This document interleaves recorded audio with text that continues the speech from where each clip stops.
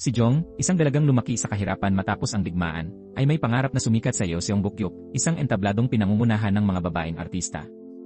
Sa kanyang paglalakbay patungong Seoul, nakilala niya si Yongso, isang mahusay na performer na magiging pinakamalaking karibal at pagsubok niya. Sa pagitan ng pangarap, tiyaga, at matinding kompetisyon, magsisimula ang kwento ng isang bituing isisilang. Nagsimula ang kwento sa isang batang babae na ipinanganak sa probinsya, matalino, mabilis umunawa, at may likas na galing sa pagkanta. Kahit isang beses lang marinig ang isang hinig, kaya niyang kabisaduhin at kantahin itong muli ng walang sablay. Sa magulong panahon na yon, tila nakatadhana siya para sa isang pambihirang kapalaran. Isang hapon sa gangang, si Jong ay naghuhukay ng mga kabibe sa tabing dagat. Habang naghuhukay, hindi niya naiwasang kumanta. Ang malinaw at melodyosong tinig ni Jong ay agad nakatawag pansin sa mga taga na yon, kaya sumabay pa sila sa awitin. Ngunit nang marinig ito ng kanyang ina, agad siyang sinigawan at hinila palayo. Walang nakakaalam kung bakit, ngunit kailanman ay hindi pinapayagan ng kanyang ina si Jong na kumanta. Pagkaalis sa dalampasigan, magkasama silang magkapatid na nagtungo sa palengke upang magbenta ng mga kabibe. Ngunit hindi pa man sila nakakapwesto, dumating na ang mga siga upang manghingi ng sea protection money. Upang maiwasan ang gulo, ibinigay ng nakatatandang kapatid ni Jong ang lahat ng perang meron sila, ngunit tinawanan lang ito ng mga siga at humingi pa ng doble. Tumutol si Jong dahilan upang siya ay simulan nilang bastusin. Lumaban siya at nakasuntok sa isa sa mga siga, kaya lalo silang nagalit at sinira ang kanilang paninda. Sa gitna ng kaguluhan, umakyat si Jong sa isang puno at buong damdaming umawit. Namangha ang mga taga-nayon at nagpalakpakan. Pagkatapos kumanta, humarap si Jong sa mga siga at iginiit na magbayad sila dahil hindi libre ang kanyang mga awitin. Nakiisa ang mga taga-nayon, kinilala ang kanyang kahusayan, at pinilit ang mga siga na umurong. Umatras ang mga siga habang ang mga tao na may nanabik pang makarinig muli sa tinig ni Jong. Dahil kailangan niya ng pera, sinabi niya na kung nais nilang marinig muli siyang umawit, kailangang bumili muna sila ng isda. Habang nakikipagtawaran ang mga tao, isang makisig na binata ang lumapit at nag-alok na bilhin lahat ng isda kapalit ng isa pang awit. Tuwa si Jong dahil may kikitain siya, kaya umawit siya ng bahagi mula sa dulang tiyan hanga. Nabighani ang binata sa kanyang tinig at matamang tumitig sa kanya. Sa kantang iyon, nakakuha si Jong ng sapat na bigas at karne upang mapakain ang pamilya nila ng matagal. Hiningi niya sa kapatid na huwag isisiwalat sa kanilang ina ang nangyari. Sinundan siya ng binata at nagtanong kung sino ang nagturo sa kanyang umawit. Tapat na sagot ni Jong na wala siyang naging guro, nakikinig lang siya sa iba at ginagaya ang kanilang tinig. Lalo itong ikinamangha ng binata na agad nagbigay sa kanya ng tiket sa isang dula at sinabing kailangan niyang manood. Nang makita ng kapatid ang pangalan sa tiket, doon niya natuklasan ang katotohanan, ang binata ay hindi lalaki, kundi isang magandang babae, si Okyung, ang pangunahing aktres ng Maera National Theatre Company sa Seoul, na madalas magbihis lalaki upang gumanap ng mga papel na panlalaki. Pag-uwi nila, habang inaayos ang bigas at karne, dumating na ang balita sa kanilang ina tungkol sa pagkanta ni Jong sa palengke. Galit na galit ang ina at pinarusahan siya. Pinagalitan siya ng todo dahil sa kanyang pagsuway. Nagpaliwanag si Jong na kaya niyang kumita para sa pamilya sa pamamagitan ng pagkanta, ngunit hindi iyon tinanggap ng kanyang ina. Dahil sa pag-uusap nilang mag-ina, lalo pang nagalit ang kanyang ina at hinila siya palabas, binalaan pa na ahitin ang kanyang buhok upang hindi na siya makalabas ng bahay. Mabuti na lamang at agad na magitan ang kanyang nakatatandang kapatid, kaya napilitang mangako si Jong na hindi na siya muling kakanta. Kinabukasan, pinag-uusapan ng mga taga-nayon ang paanyaya ni Okyung kay Jong. Ayon sa kanila, si Okyung ay nakabili na ng bahay at sasakyan dahil sa kanyang tagumpay sa teatro. Narinig iyon ni Jong at muling sumiklab ang kanyang pag-asa. Dumating ang araw ng pagtatanghal. Habang wala ang kanilang ina, hinila ni Jong ang kanyang kapatid upang manood ng dula. Sa pagdilim ng ilaw at paglabas ng mga aktor sa entablado, nagsimula ang pagtatanghal. Pagkatapos ng ilang bilang, dumating ang pinakahihintay na pagganap ni Okyung. Siya ang gumanap bilang isang prinsipe mula sa sinaunang panahon, ang kanyang mga mata, kilos, at tinig ay puno ng karisma at lakas, tunay na nagpapakita ng diwa ng isang ambisyosong pinuno. Hindi na alis ang tingin ni Jong sa entablado. Nabihag siya ng eksena kung saan umawit si Okyung at nakipagtanghal sa aktres na gumanap bilang prinsesa, si Irang. Ang kanilang romantiko ngunit malungkot na tagpo ay lalong nagbigay ng matinding damdamin kay Jong. Nang matapos ang dula, nagbagsakan ang mga bulaklak mula sa manonood at umalingaw-ngaw ang mga palakpakan. Ngunit si Jong ay nanatiling tila nasa loob pa rin ng mundo ng dula. Pag-uwi nila, hindi mapakali si Jong. Paulit-ulit niyang inensayo ang mga linya at galaw ni Okyung na para bang siya mismo ang prinsipe sa entablado. Lalong tumindi ang kanyang pagnanais. Pinayuhan siya ng kanyang kapatid na huwag masyadong magpadala, ngunit sa tuwing tumitingin siya sa mga bituin, ramdam niyang may apoy ng pag-asa na nagliliyab sa kanyang mga mata. Kinabukasan, nagmadali siyang pumunta sa tinutuluyan ng teatro upang hanapin si Okyung, ngunit wala na roon ang mga aktor. Palagay niya ay wala na siyang pag-asa, hanggang sa bigla na lamang siyang humarap kay Okyung na nagsabing mananatili pa siya sa gangang. Bago pa man makapagsalita si Jong, inilabas ni Ok-yung ang script ng Chun Hanga at iniabot sa kanya, sabay sabing basahin ito. Si Jong ay nagbasa ng paputol-putol, halatang wala siyang formal na pagsasanay sa pag-arte o sa paggamit ng boses. Ngunit tumanggi siyang sumuko, patuloy na binabasa ang mga linya ng prinsipe na inaral ni Yong-so noong nakaraang araw. Muling namangha si Ok-yung, sapagkat kahit siya mismo ay hindi kayang isaulo ang lahat ng linya matapos mapanood lamang ang dula ng isang beses. Dahil sa ipinakitang likas na talento ng dalaga, diretsahang sinabi ni Ok-yung, gusto kitang isali sa aking kumpanya ng teatro. Ipinaliwanag niya na upang maging ganap na artista, kailangan ng 3 bagay, pagkanta, pagsayaw, at pag-arte. Alam ni Ok-yung na mahina si Jong sa huling dalawa, ngunit kakaiba ang kanyang tinig. Tinawag pa ni Ok-yung ang boses ni Jong na isang makalangit na tinig, malinaw, may tono, at kayang maglabas ng musika na puno ng damdamin. Naniniwala siyang may walang hanggang potensyal si Jong upang maging pinakamaliwanag na bituin sa entablado. Tumanim ang mga salita ni Ok-yung sa puso ni Jong. Habang nagtitinda siya ng isda sa palengke, muling bumalik ang mga siga upang maningil ng sea protection money. Sa sarili, nausan ni Jong, sa halip na umasa na tamaan sila ng kidlat, mas mabuting subukan kong lisanin ang Gangsieng. Determinado, bumalik siya kay Ok-yung at nagsabi, kahit ahitin ng kanyang ina ang kanyang ulo, handa siyang maging artista at kumita ng maraming pera. Nakiusap siyang turuan siya ni Ok-yung. Pumayag ang kanyang guro at sinabi na malapit nang magsagawa ng audition ang Maera National Theatre Company, kaya dapat itong subukan ni Jong. Habang papalapit ang araw ng audition, nagpasya si Ok-yung na ituon ang pagsasanay ni Jong sa pag-arte at pagsayaw. Sa simula, mali-mali ang pagbasa ni Jong at matitigas ang kanyang mga galaw. Tinuruan siya ni Ok-yung na paluwagin ang kanyang balikat sa pagbabasa ng linya at matutong tumingin ng diretsyo. Sa gabay ng kanyang mentor, mabilis na umunlad si Jong sa ilang ensayo lamang. Ngunit isang araw, nadiskubre ng kanyang ina ang nakatagong script sa silid ni Jong. Nang harapin siya, buong tapang na inamin ni Jong ang kanyang determinasyon na sumali sa teatro. Umaasa siyang maintindihan siya ng ina at nangakong kapag sumikat siya, pasasayahin niya ito sa marangyang buhay. Ngunit halos himatayin ang kanyang ina at napahagulgol. Tumanggi siyang payagan ang anak na umawit sapagkat para sa kanya, sisirain lamang ng landas na ito ang buhay ni Jong. Hindi maunawaan ng dalaga ang pagtutol ng ina at nagpatuloy siyang umasa sa pag-awit bilang paraan upang baguhin ang kanyang kapalaran.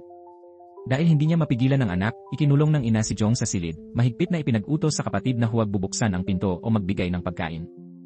Ilang araw na walang kain, hindi pa rin sumuko si Jong. Labis na nag-alala ang kanyang kapatid at sinubukang kumbinsihin siyang isuko ang pangarap, ngunit mariing sagot ni Jong, kung susuko siya ngayon, habang buhay niya itong pagsisisihan.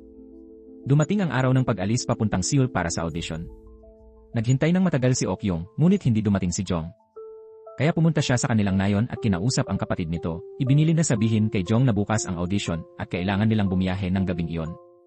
Samantala, itinapon ng ina ni Jong ang lahat ng script sa tumpok ng panggatong upang sunugin. Subalit mabilis na sinunggaban ng kanyang kapatid ang mga iyon nang umalis ang ina. Para sa kanya, ang mga papel na iyon ay mahalagang pangarap ng kapatid. Sa pagsikat ng araw, naalala niya ang bilin ni Ok-yung. Matapos ang ilang sandali ng pag-aalinlangan, lihim niyang binasag ang kandado at pinalaya si Jong. Sa ilalim ng bituin, nagmamadaling tumakbo si Jong at nahabol si Ok-yung. Bago sila tuluyang umalis, sinabi ng kanyang kapatid na kung talagang seryoso siya sa pangarap, dapat niyang pagsikapang bumuo ng karera sa kumpanya. Sa mapait ngunit makabagbag damdaming pamamaalam, naglakbay sina Jong at Ok-yung patungong Seoul upang tuparin ang kanilang mga pangarap. Kinabukasan, nagsagawa ng audition ang Maeran Theatre Company. Nandoon ang lahat ng kandidato. Inutusan ng direktor na si Sobok na isara ang mga pinto. Mabuti na lamang at dumating si Jong bago tuluyang maisara ang rehistrasyon. Hindi niya alam na punang pagsubok ang kanyang tatahakin. Nang marinig ng ibang kababaihan mula Seoul na si Jong ay kasama ni Ok-yung, nagsimula silang magbulungan. Galing sila sa mayayamang pamilya at naintriga sila sa pinagmula ni Jong. Tapat na inamin ng dalaga na siya ay isang nagtitinda ng isda mula Gangsieng. Pinagtawanan siya ng mga ito dahil inakala nilang galing siya sa kilalang pamilya. Ngunit hindi siya natinag. Matapang niyang sinabi, kung ayaw ninyong matalo sa isang tindera ng isda, mas mabuti pang ituon ninyo ang atensyon sa inyong pagtatanghal. Mabilis na sinimulan ang audition. Ang unang bahagi ay sayawan. Dahil may iniindang pilay si Jong at kulang sa ensayo, hindi niya nasabayan ang tugtog at nakakuha ng iskor na 0. Ang ikalawang bahagi ay pag-arte. Nagbigay ng dramatikong ngunit mababaw na pagtatanghal ang dalawang galing Seoul, samantalang si Jong ay pumili ng ibang paraan. Naalala niya ang pagkamatay ng kanyang ama at buong puso itong inangkin sa kanyang pag-arte. Sa huli, ang huling bahagi ay pagkanta. Pagbukas pa lamang ng bibig ni Jong, nabigla ang direktor na si Sobok. Ang boses niya ay nagpaalala ng isang kaibigang mahusay mula sa kanyang nakaraan. Pagkatapos ng audition, inanunsyo ang resulta. Ang 3 galing Seoul ay napili. Pati si Jong ay natanggap, ngunit hindi bilang regular na trainee. Sa halip, binigyan siya ng espesyal na posisyon bilang backup actress. Ipinaliwanag ni Sobok na ayaw niyang isipin ng iba na nakapasok si Jong dahil kay Okyung. Probationary lamang siya at kung hindi siya gagaling, maaari siyang paalisin anumang oras. Tinanong pa ng direktor ang pangalan ng kanyang ina at nang marinig ang sagot, tila napabuntong hininga siya ng ginhawa. Masayang-masaya si Okyung sa pagkakatanggap kay Jong. Bilang nakatatandang kasapi ng kumpanya, hinimok niyang mag-aral ng mabuti ang dalaga, magpursige at maging bituin tulad niya. Kinagabihan, lumipat si Jong sa dormitoryo ng kumpanya. Dalawa ang dapat natitira sa silid, ngunit wala pa ang kanyang magiging kasama. Napansin niya ang maayos na pagkakaayos ng mesa at nag-isip kung sino ang kanyang magiging roommate. Kinabukasan, nagsimulang magbulungan ang mga kasapi ng kumpanya tungkol kay Jong. Alam nilang nakakuha siya ng 0 sa sayawan, ngunit perpektong score sa pagkanta. Batid din nilang siya ay galing probinsya at dinala ni Okyung. Dahil dito, walang gustong makipagkaibigan sa isang tindera ng isda maliban kay Juran. Baguhan din siya at agad na naging magiliw, ipinasyal si Jong sa buong kumpanya. Tunay niyang karapat-dapat sa pangalan ang Maeran Theater Company bilang nangungunang pambansang teatro sa Seoul. Palaging may mga tagahanga sa labas ng tarangkahan para magpa-autograph. May kumpletong silid pagsasanay para sa lahat, mula sayaw, pag-arte, hanggang pagkanta. Dedikado ang mga kasapi at masigasig na nagsasanay. Habang naglilibot, narinig ni Jong ang isang tinig mula sa isang bahay na yari sa kahoy. Isang maganda at marangal na dalaga ang nagsasanay ng pagkanta. Nabighani si Jong sa tinig nito dahil hindi pa siya nakaririnig ng ganoong kaganda. Nang magsimula ang formal na pagsasanay, ipinatawag siya ng direktor. Pinakanta siya ng duet kasama si Yongso, ang dalagang may pambihirang tinig na narinig niya noon. Una si Jong, ngunit pangkaraniwan lamang ang naging awit niya. Nang si Yongso naman ang umawit, halos perpekto ang boses nito at lubos na humanga si Jong. Marahil dahil nakatagpo na siya ng karapat-dapat na karibal, mabilis na tinaasan ni Jong ang kanyang tinig, lubos na inangkin ang kanta, at nakasabay kay Yongso, nota sa nota. Matapos ang kanilang pagtatanghal, pinasabi ni Sobok sa dalawa ang opinyon nila sa isa't isa. Hindi itinago ni Jong ang paghanga kay Yongso. Kahit mayabang, umamin din ang dalaga na kakaiba ang boses ni Jong, pinakanatatanging narinig niya kailanman. Buod ng direktor, si Yongso ay mahusay sa teknik at kumakanta gamit ang kanyang diaphragm, samantalang si Jong ay kulang sa teknik ngunit may tinig na likas na ipinagkaloob ng langit. Pagkatapos ng ensayo, sinundan ni Jong si Yongso at inilahad ang kanyang paghanga, umaasang maging kaibigan. Ngunit nanatiling mayabang si Yongso, ipinagmamalaki na siya ay sinanay ng isang tanyag na mga awit sa loob ng higit isang dekada, samantalang si Jong ay isang simpleng mga awit sa lansangan. Ibinunyag ni Juran kay Jong na hindi ordinaryo si Yongso. Ang kanyang ina ay isang sikat na opera singer, at ang kanyang kapatid naman ay isang henyo sa musika na hinangaan na mula pagkabata. Si Yongso ay nagmula sa pamilyang may malalim na pinagmulan sa musika. Matagal na siyang sinanay at kinikilala na bilang isang magiging bituin ng Maeran Company. Isang gabi, bago matulog si Jong, pumasok sa silid ang kanyang roommate na si Yongso. Tahimik itong umupo sa mesa at nagbasa ng script, ngunit kahit magkasama sila sa isang silid, nanatiling malamig ang pakikitungo ni Yongso sa kanya. Kinabukasan, nagtungo si Jong kasama ng iba pang trainees sa rehearsal room. Napansin ng direktor na hindi siya nakasuot ng tamang uniforme at pinagalitan siya.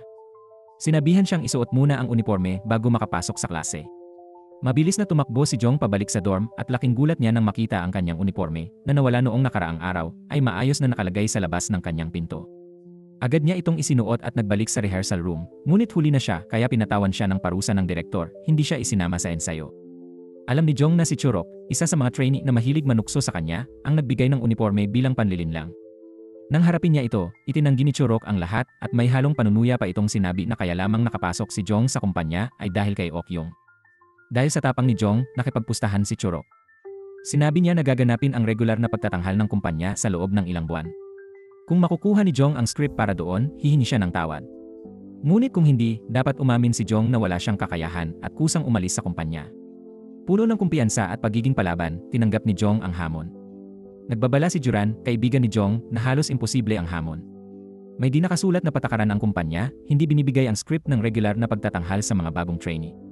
Kailangan muna ng ilang buwan bago payagang mag-audition. Ngunit tumanggi si Jong na maniwala at agad tumakbo sa script manager. Pinagalitan siya ng manager at sinabing masyado siyang makapalang mukha bago pa lamang siya sa kumpanya at ni hindi pa marunong kumilos sa entablado. Ngunit ipinaliwanag ni Jong na ang audition ay isang paraan ng pagkatuto at hindi dapat ipagkait ang oportunidad na iyon sa mga baguhan. Napaisip ang manager at nagbigay ng kompromiso, papayagan siyang sumali sa trainee performance para sa charity sa loob ng 10 araw. Kapag nagawa niya ito ng mahusay, ikokonsidera siyang isama sa regular na pagtatanghal ng kumpanya. Tuwa-tuwa si Jong at nangakong gagalingan niya. Ang napiling dula para sa pagtatanghal ay Chon Hangda. Sa ensayo, humiling si Jong ng kahit maliit na papel. Ngunit si Yongso mismo ang nag-ata sa kanya na gumanap bilang Bangja, ang pangunahing lalaking tauhan. Labis ang saya ni Jong, ngunit sa ensayo, lagi siyang pinipigil ni Yongso, tinuligsan nito ang kanyang matigas at walang buhay na linya, sinasabing wala siyang kaunawaan sa karakter. Upang ipakita ang kaibahan, inartehan ni Yongso ang papel ni Bangja at ipinamalas ang kanyang galing, masigla, buhay na buhay at kapanipaniwala. Lubos na natalo ang loob ni Jong at kinutya pa siya ni Yongso, sinasabing kung ayaw niyang mapahiya ay mas mabuting umalis na lamang siya. Nasaktan si Jong ngunit nangakong patutunayan niya ang kanyang kakayahan. Sa loob niya, takot siya dahil wala pa rin siyang ideya kung paano gaganapin ang papel. Dumulog siya kay Okyung, ang kanyang mentor, upang magpaturo kung paano gumanap bilang lalaki. Ngunit tinanggihan siya nito at sa halip ay iniabot ang script para sa regular na pagtatanghal, sinasabing mas mabuti itong paghandaan dahil karapat-dapat siyang maging katunggali. Nag-alinlangan si Jong. Kung tatanggapin niya ang script mula kay Okyung, lalo lamang mapatutunayan ang chismis ng kanyang mga kaklase na siya ay nandyan dahil sa pabor. Kaya't nagpasya siyang patunayan ang sarili sa darating na trainee performance. Isinama siya ni Juran sa pamimili upang maibsan ang bigat ng loob. Ibinigay nito sa kanya ang isang maliit na kahoy na ibon bilang simbolo ng kanilang pagkakaibigan. Habang naglalakad, nakita nila ang mga nagkakantahang mananayaw sa lansangan. Nabighani si Jong at nangarap na balang araw, gaya nila, ay kaya rin niyang antigin ang damdamin ng mga manonood. Dumating ang araw ng pagtatanghal. Noong una, natigilan si Jong sa entablado at nagsimulang magbulungan ang mga manonood. Ngunit bigla niyang naalala ang mga natutunan mula sa mananayaw sa lansangan, kung paano gumamit ng mata at galaw ng katawan upang iparating ang emosyon. Mula roon, nakabawi siya at naging nakakatawa at matalino sa papel ni Bangja. Nagulat maging si Yongso, ang akala niyang mabibigo, naging tunay na buhay ang karakter sa harap ng lahat. Sa pagtatapos ng unang yugto, tumanggap si Jong ng masigabong palakpakan. Ngunit sa ikalawang yugto, sinabotahe siya. Nabali ang hawak niyang tungkod at siya ay bumagsak. Natawa ang mga manonood ngunit mabilis niyang ginamit ang pagkadapa upang gawing bahagi ng eksena, pinalalim pa niya ang emosyon at pinaiyak ang tauhan. Sa huli, mas masigabong palakpakan ang kanyang natanggap. Labis na humanga maging ang mahigpit na direktor na si Sobok. Pinuri siya at pinayagan ng hawakan ang script para sa opisyal na pagtatanghal.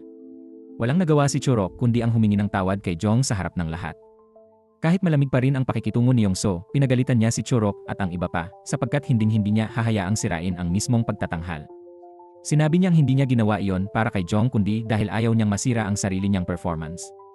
Samantala, humingi ng puna si Yongso kay Okyung.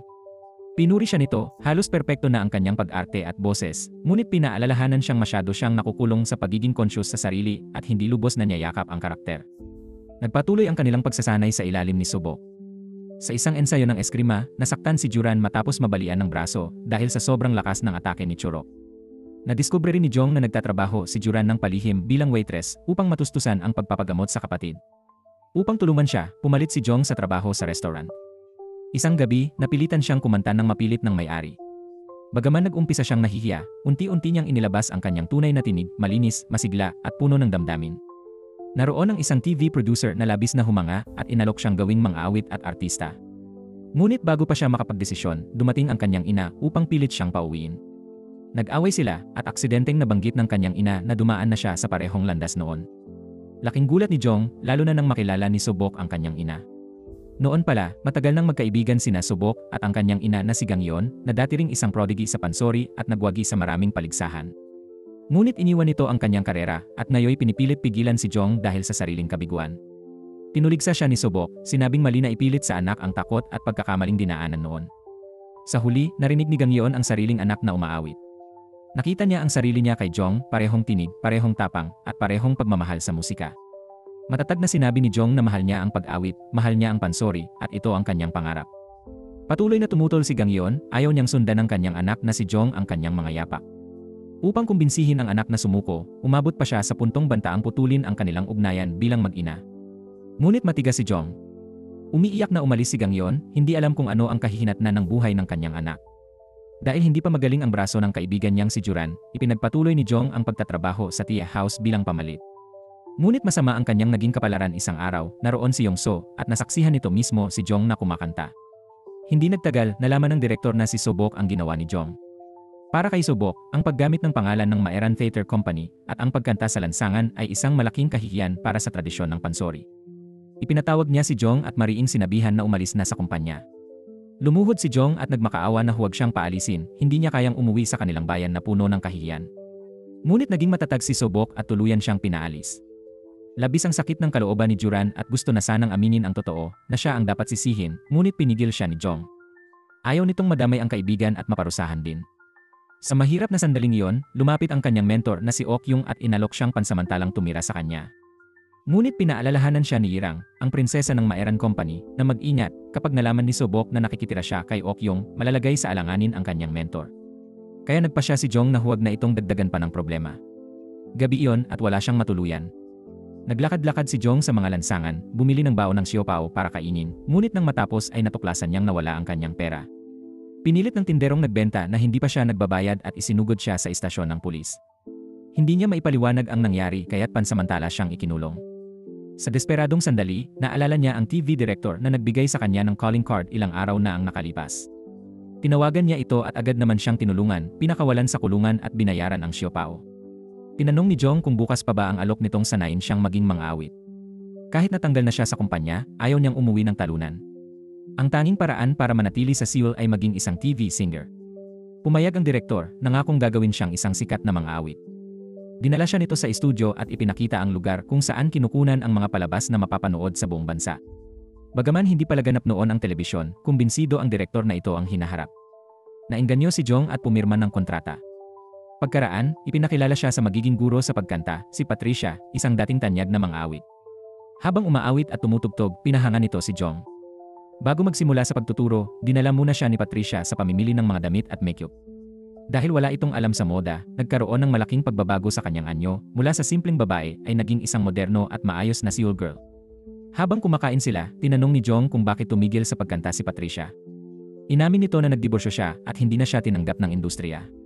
Tinanong ni Jong kung pinagsisihan niya ang pag-iwan sa kanyang matagumpay na karera. Binalik sa kanya ang tanong ni Patricia, siya man, matapos masipa mula sa kumpanya at magdanas ng hirap, pinagsisisihan ba niyang pumunta sa Seoul? Mariing umiling si Jong, hindi, kung may pagkakataon siyang ulitin, pipiliin pa rin niya ang parehong landas. Ngumiti si Patricia at sinabing ganoon din siya. Tumulong ang mga salitang iyon upang mas lalo pang manindigan si Jong. Lumipas ang mga araw at masigasig na pinag-aralan ni Jong ang pop music. Ipinayo ni Patricia na ang modernong musika ay hindi lamang basta pagkanta, kundi dapat may presensya at karisma sa entablado. Unti-unting naunawaan ni Jong ang ibig niyang sabihin. Isang araw, bumisita si Juran, nag-aalala sa kanyang kalagayan. Malapit nang umiyak ang kaibigan, ngunit pinakalma siya ni Jong. Sinabi niyang naghihintay siya ng araw na mangibabaw ang telebisyon at siya'y maging isang makinang na bituin. Makalipas ang ilang araw, isinama siya ng direktor sa isang malaking okasyon. Doon ay magtatanghal si Young In, isang tanyag na opera singer na galing pa sa ibang bansa. Alam ni Jong na si Young In ay kapatid ni Yong So, ang matagal na niyang karibal. Pagdating nila sa venue, nakita niya sina Ok Yung at Irang, dahilan upang makaramdam siya ng pagkailang. Habang umaawit si Young In, hindi mapigilan ni Jong na mapatingin kina Ok Yung at Irang, hindi pa rin niya nalilimutan ang Maeran Company. Pagkatapos ng pagtatanghal, habang abala ang direktor sa pakikipag-usap sa media, lumapit sa kanya si Ok Yung at tinanong kung talagang iniwan na niya ang pansori. Alam niyang likas na mga awit si Jong at mas gusto niya ang pagganap nito sa pansori kaysa sa TV. Medyo natigatig si Jong sa mga salita. Ngunit biglang sumabat si Yong So, matalim ang boses. Sinabi nitong ang mga TV singer ay produkto lamang ng estasyon, hindi maikukumpara sa mga tunay na mga awit ng pansori. Ngunit taliwas dito ang pananaw ng kanilang ina. Sa harap ng isang kongresista, ipinakilala niya ang kanyang dalawang anak. Pinuri ng kongresista si Young In, ngunit minaliit si Yong So dahil sa tradisyonal na pansori. Lalong lumala ang sitwasyon nang tanungin ang bunsong anak kung bakit wala pa itong lead role maliban sa graduation performance. Hindi natuwa ang ina na mas ipinagmamalaki ang opera kaysa pansori. Narinig lahat ito ni Jong. Nang lumapit siya, biglang nagalit si Yong So at inakusahan siyang nakikinig sa usapan nila. Diretso siyang sinagot ni Jong, galit si Yong So sa kanyang ina kaya siya ang pinagbubuntunan.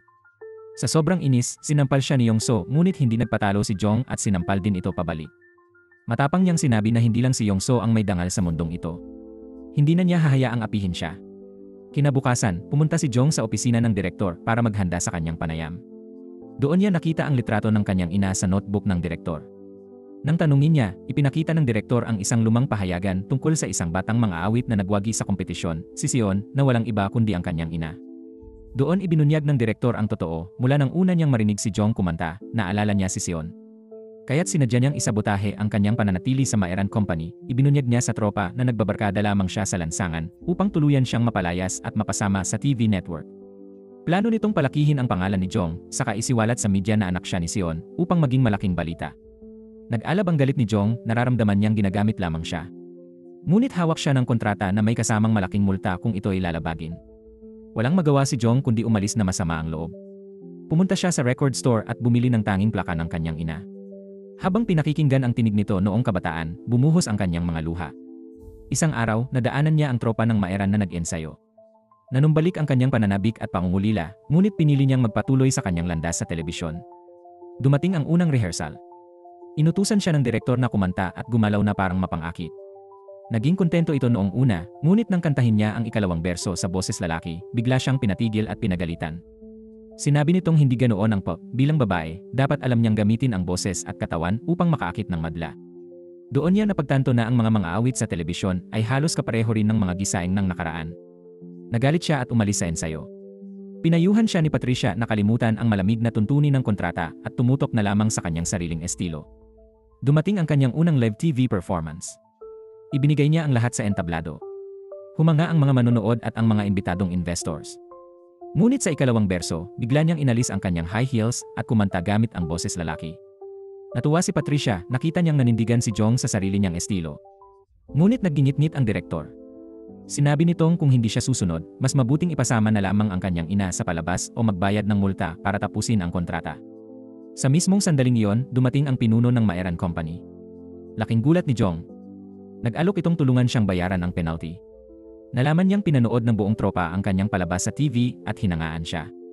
Umamin din si Juran na siya ang tunay na nagtrabaho sa tea shop kaya pinagtanggol ni Jong. Tumayo rin si Okyung at nagsabing handa na siyang ipasa ang lead role kay Jong para umusad ang tropa at magkaroon ng bagong sigla. Dahil dito, nagpa siya ang pinuno na ibalik si Jong sa Maeran. Tinanong siya nito kung nais pa niyang magpatuloy sa tradisyonal na pagtatanghal. Buo ang loob na sagot ni Jong, ito ang kanyang pangarap. Nilinaw ng pinuno na tinanggap niya si Jong hindi dahil anak siya ni Sion, kundi dahil siya mismo si Jong, isang ganap na naiibang tao na may sariling talento.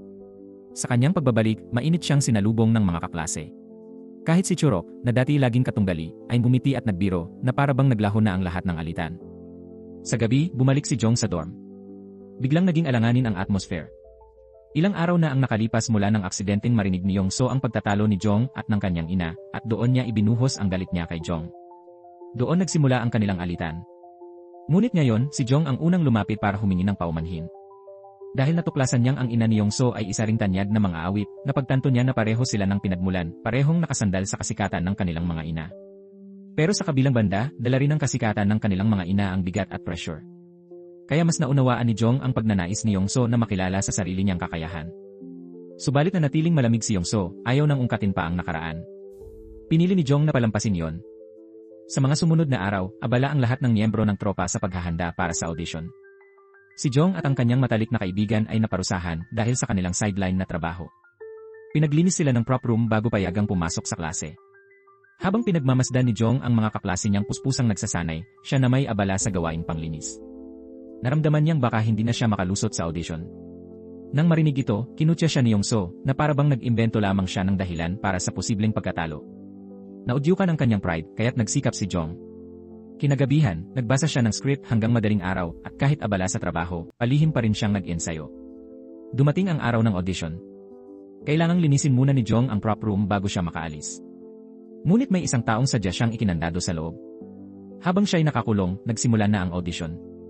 Si Yongso ay nag-audition para sa papel ng kontrabida.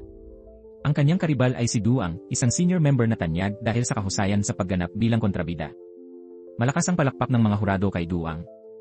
Maraming nagsabi na pinapahirapan lang ni Yongso ang sarili niya. Dumating ang turn ni Juran at doon niya napansin na wala pa si Jong. Babalak sana siyang hanapin ang kaibigan nang biglang tumulong si Yongso. Pumunta sila sa prop room at nakita nilang nakakulong si Jong. Tinulungan siyang makalabas sa bintana, sakto bago matapos ang audition. Sa gulat ng direktor na si Sobok, pinili ni Jong na mag-audition para sa papel ng isang sundalong taga-suporta, maliit na papel na halos walang exposure. Ngunit ibinigay niya ang lahat sa kanyang pag-arte. Pagkatapos ng audition, nagpasalamat siya kay Yongso at tinanong kung bakit siya tinulungan. Sagot ni Yongso, gusto lang niyang makatiyak kung tunay na talento ang ipinakita ni Jong noon sa Chan Hayanga o Tsamba lamang. Ipinahayag ang resulta ng audition. Hindi na nakapagtataka na ang pangunahing papel ng lalaki ay napunta kay senior member Okyong, habang ang pangunahing papel ng babae ay kay senior member Hang na madalas makapareha ni Okyong. Ngunit laking gulat ng lahat ng ang papel ng kontrabida ay napunta kay Yongso. Nagkakaisa ang opinyon ni Sobok at ng mga hurado na kakaiba ang interpretasyon niya, may malikhaing pag-unawa. Lalong nadoble ang kasiyahan ng si Juran, na dati puro support roles lamang, ay nabigyan ng malaking papel. Siyempre, nakuha rin ni Jong ang papel ng sundalong kanyang in-audition. Nagsimula na ang opisyal na rehearsal. Pagkatapos ng ensayo, nanatili si Yongso sa silid-aralan upang mag-practice mag-isa. Napansin ni Juran na hindi sariling interpretasyon ang ginagawa niya, kundi ginagaya lamang ang estilo ni Duang. Para kay Yongso, si Duang lamang ang modelo ng kontrabida. Pinayuhan siya ni Jong na damhin at magsaya sa papel, ngunit nagalit si Yongso. Para sa kanya, bawat pagtatanghal ay paraan upang patunayan ang sarili sa kanyang ina. Hindi siya pwedeng maging kampante gaya ni Jong. Sinabi ni Jong na pinakamalaking kahinaan ni Yongso ay ang desperadong paghahangad ng pagkilala mula sa kanyang ina. Nahuli sa salita, hindi kinaya ni Yongso na harapin yon. Sinabi niya kay Jong na alamin ang kanyang lugar. Nagpatuloy ang rehearsal ng tropa ng Maeran. Ginampanan ni Jong ang papel ng maliit na sundalo. Sinabi sa kanya ni Churok na malamang ay hindi na sila maglalaan ng oras para sa kanyang papel. Ngunit hindi sumuko si Jong. Para sa kanya, kahit ang pinakamaliit na papel ay nararapat igalang at pagbutihin. Sa gabi, masigasig niyang pinag-aralan ang script, ngunit pakiramdam niya ay may kulang pa rin. Lumapit siya kay Duang para humingi ng payo. Ipinaliwanag nito na ang papel niya ay lalaki, kaya dapat niyang ipakita ang tikas at tindig ng isang lalaki. Bigla siyang naliwanagan. Kinabukasan, pumunta siya sa prop room at nagsuot ng uniforme ng lalaki. Plano niyang bumaba sa bayan upang maranasan ang buhay ng isang estudyanteng lalaki. Sa kalsada, napili niya ang isang middle-aged na lalaki bilang gayahin. Nang ayusin nito ang sombrero, ginaya rin niya. Nang tumingin ito sa relo, tinaas din niya ang braso at kunwari tumingin sa oras. Pagkatapos, sumakay siya ng bus. Isang matandang babae ang nagkamali at inakalang lalaki siya, sinabing mukha siyang masigla. Ngunit ang matandang lalaki na kasama nito ay nagsabing mukha lamang siyang tomboy at walang tikas ng isang tunay na lalaki. Nais hanapin ang tinutukoy na pagiging lalaki, bumaba si Jong at ginaya ang kilos ng mga siga, tumatalon, tumatapik ng paa, at dumudura. Nauwi ito sa halos pagtugis sa kanya ng grupo. Sa pagtakas, napadpad siya sa isang mumurahing kainan kung saan libreng kumakain ang mga veteranong sundalo. Nagpanggap siyang estudyanteng lalaki, tumulong sa kusina, at nakipag-usap sa mga veterano. Doon niya nalaman ang kwento ng dalawang babaeng sundalo na isinakripisyo ang kanilang edukasyon at pag-aasawa para ipagtanggol ang bayan. Lubhang humanga si Jong. Naunawaan niya na ang tunay na diwa ng pagiging lalaki ay hindi nakikita sa tapang-tapangan o pang-aasta, kundi sa kabutihan at katapangan na nagmumula sa puso. Kinagabihan, bumalik si Jong sa tropa at nasalubong niya ang manager na may hawak sa pondo. Nakikipagtalo ito sa leader tungkol sa budget. Ginagamit ng manager ang dahilan na lilipat sa ibang teatro para mas kumita, ngunit mariin tumutol ang leader. Sa harap ng pagbagsak ng tradisyonal na dula dahil sa kompetisyon ng modernong musika at pelikula, buong puso niyang itinaya ang kinabukasan ng Maeran Troupe sa pagtatanghal na ito, mula sa pagganap ng mga aktor hanggang sa props, costume, at kabuuan ng pagtatanghal. Dahil sa galit ng manager, binaling niya ang inis sa mga tagahanga sa labas. Buong tapang siyang pinuna ni Jong, na nooy lubusang naka-immerse sa kanyang papel bilang estudyanteng lalaki. Sinabihan siya ng manager na masyado pa siyang bata at walang alam. Ngunit hindi siya natinag. Tinitigan niya ito ng mariin at sa harap ng tapang ng binatilyong kaharap niya, umatras ang manager at iniwan ang lugar. Nakilala ng mga tagahanga si Jong bilang ang batang babae na nagpamalas ng husay sa nakaraang pagtatanghal. Pinuri nila siya at nangakong manonood muli ng susunod niyang performance. Masayang bumalik si Jong sa tropa, ngunit sa kaloob-looban niya, nag-aalala pa rin siya para kay Juran, kahit pa nakakuha na ito ng malaking papel mula sa audition. Laging mayabang si Yongso at tumatangging magpraktis ng mga linya kasama si Juran, kaya hindi sila nagkakasundo sa rehearsals. Ngunit isang araw bago ang pagtatanghal, habang mag-isang nag-ensayo si Yongso, narinig niyang si Juran ay nag-ensayo rin sa isang sulok at nagbibigay ng mga bagong ideya para sa kanyang papel. Lubos na nagulat si Yongso at tinanong si Juran kung tunay bang naintindihan nito ang papel. Tapat na sagot ni Juran, hindi pa siya handa at hindi pa niya natatagpuan ang tamang paraan ng pagganap. Bagamat may konting pag-aalala, naroon din ang pananabik dahil iniisip pa lamang niyang gaganap siya ng papel na wala pang nauna ay nagbibigay na sa kanya ng kasiyahan. Ang kaseryosohan ni Juran tungkol sa kanyang papel ang nakaakit kay Yongso sa wakas, pumayag siyang makipag-practice dito. Habang pinapanood ni Juran ang pagganap ni Yongso, nagbigay siya ng tapat na puna. Sinabi niyang mahusay ito, ngunit kulang sa sariling estilo, tila ginagaya lamang niya ang paraan ni Duang, ang senior member. Ipinaalala ni Juran na rehearsal pa lamang iyon, maaari silang mag-eksperimento ng walang takot na mabigo.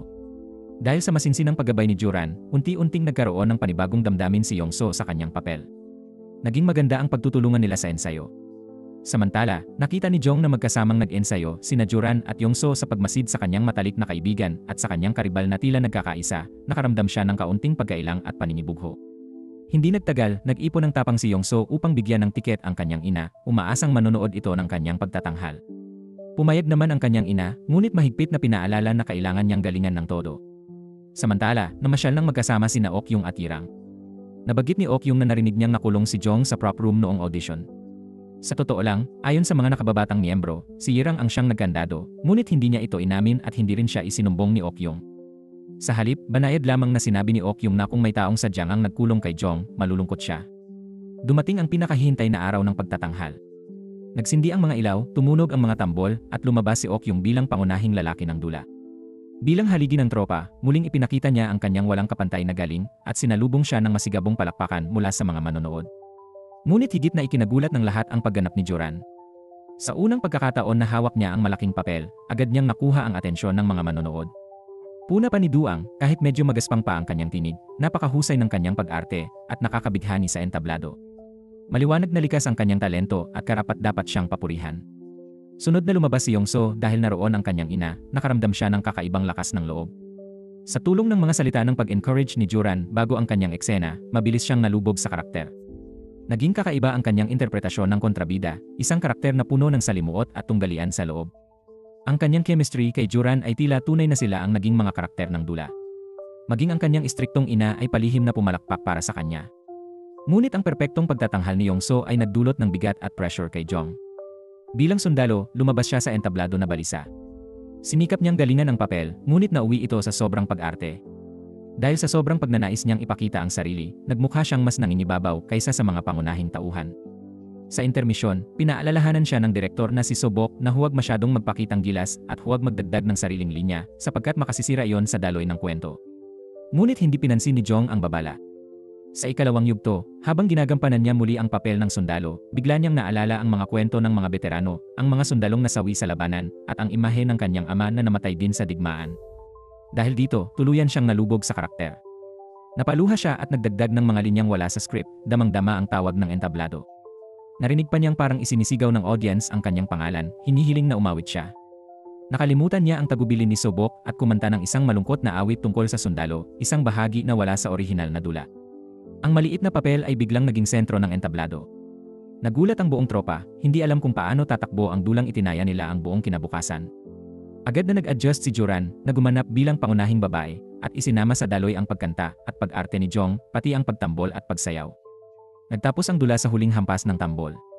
Nagpalakpakan ng husto ang mga manonood, ngunit karamihan ng palakpak ay para kay Jong. Tuwang-tuwa siya, ngunit galit na galit si Sobok.